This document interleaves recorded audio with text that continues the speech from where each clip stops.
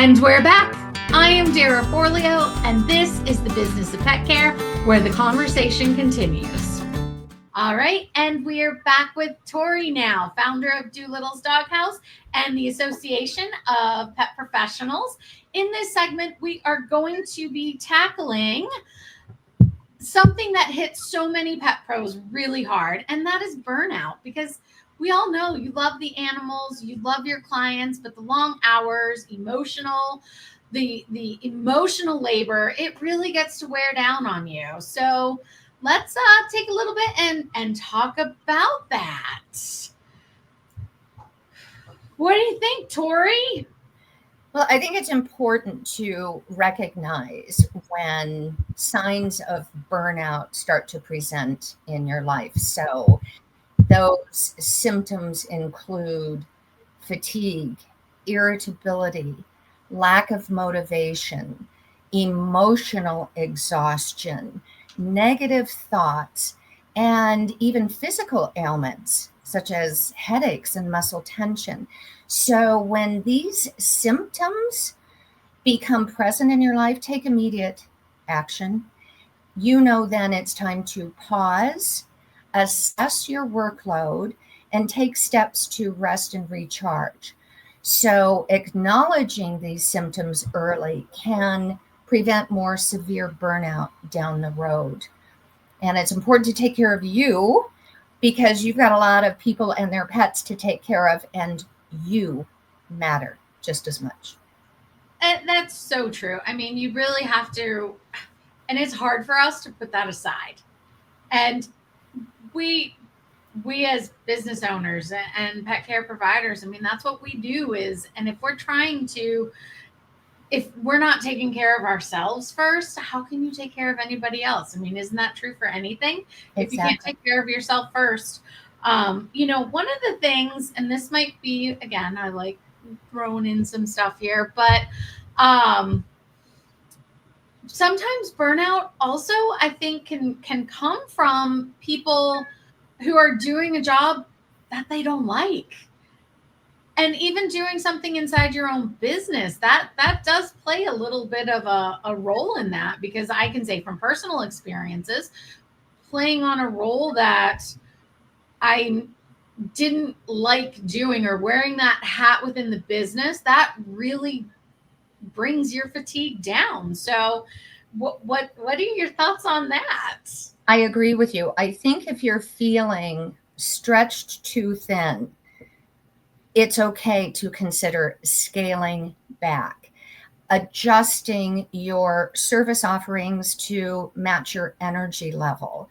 Maybe you don't make as many pet sitting slots available, and or make sure you take a day or two off during the week, during the weekends, again, so that you don't reach a point of, I don't like what I'm doing anymore. And that's, yeah. And that is true. But there are some things in our businesses that we have to do that we don't like doing. I think, and in a perfect world, we'd hire somebody else to do those jobs, right? Because that's a good way to not have the burnout too, is hire somebody to do the things you don't like. No, but you can hire staff to help with the overload. You can outsource certain tasks. I think automation is key to keeping a business running, so you're not running yourself into the ground.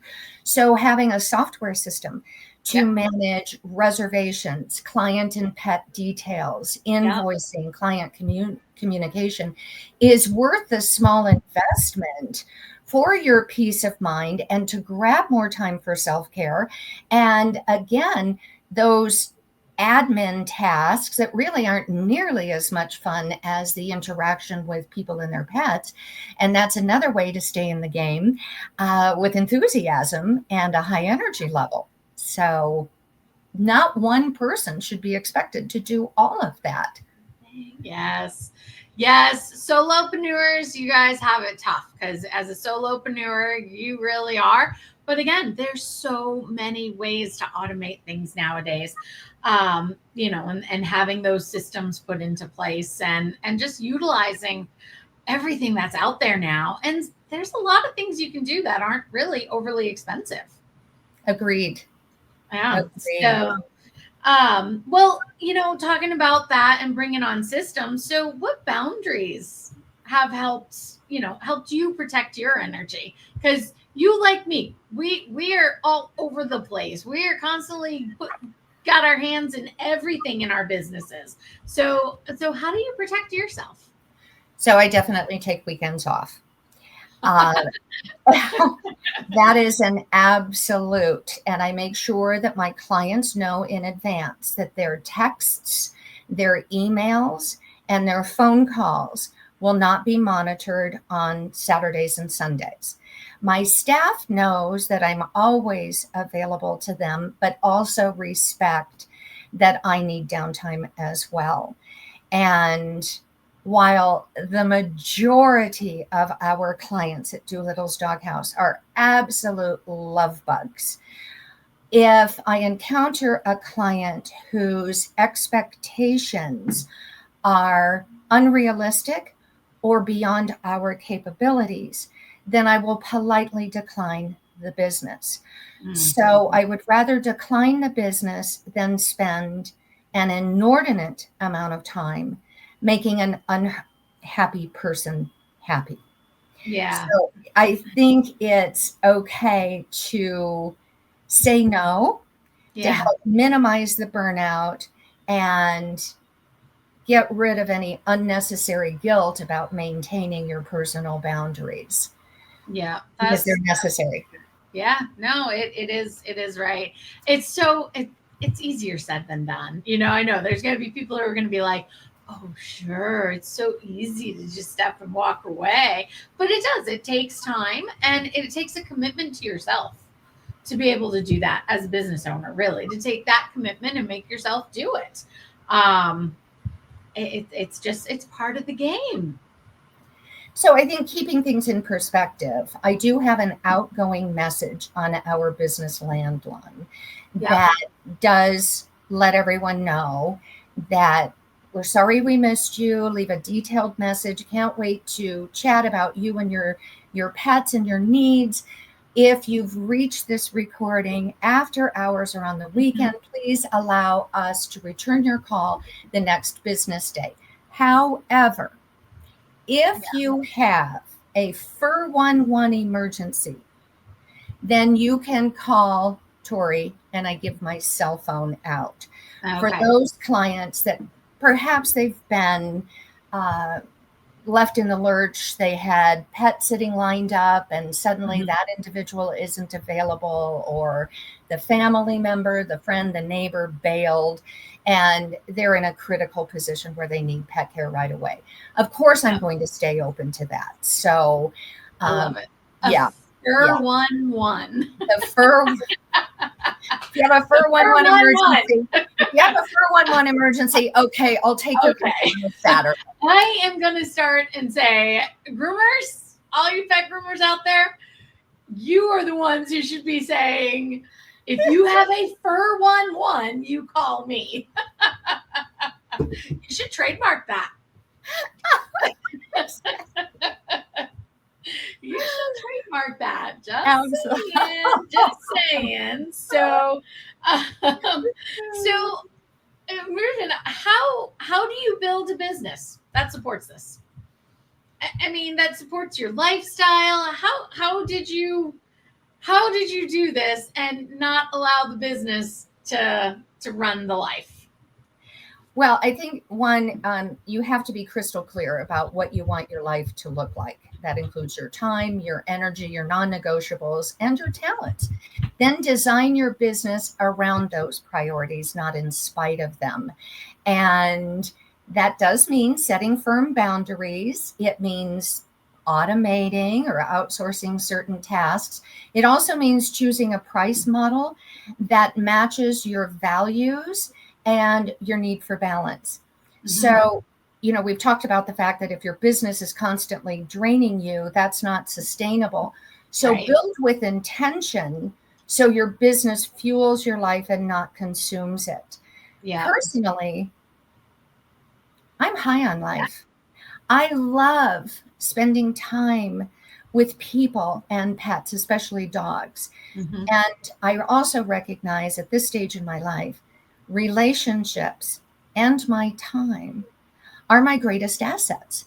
So I'm going to zealously guard and nourish both. Yeah. So you don't get in this game if you don't like people Or pets.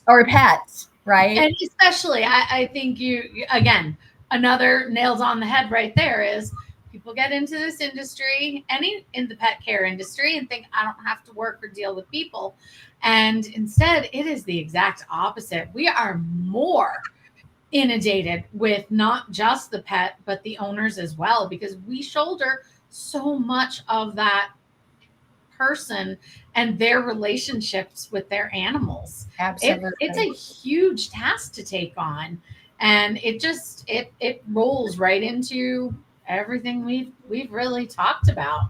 And it's really hard for people to not feel guilty about stepping away and leaving. So how do you, it's tough to do that and take that time, take that break, and go with the flow, right? Absolutely. So, well, Tori, thank you again so much for your honest insights. It is so nice. And for anyone out there who wants to connect with this network, especially Tori's association, you can learn more, and we're going to show you where should they go again. Tell it one more time, Tori. Our website, the Association of Pet Professionals.com. We also have an 800 number if you want to call to chat, 866-411. That's the 411-2677. So yeah, I'm looking forward to helping anybody and everybody who's out there in the pet care space just achieve new heights and always find the fun in it. We'll be right back. Do not go anywhere. This is the Business of Pet Care.